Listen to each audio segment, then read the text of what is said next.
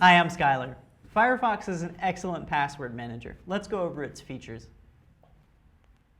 Click Firefox and then Preferences.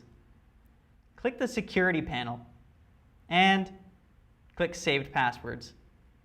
Here you can see all of the passwords which Google has saved for you. I'm going to remove this one. That's it. Done. You can also set up a master password to protect all of those things. So click Use Master Password and enter what you'd like to use. You can also tell Firefox not to remember passwords at all, or to remember passwords, but not certain websites. Thanks for watching. I'm Skylar.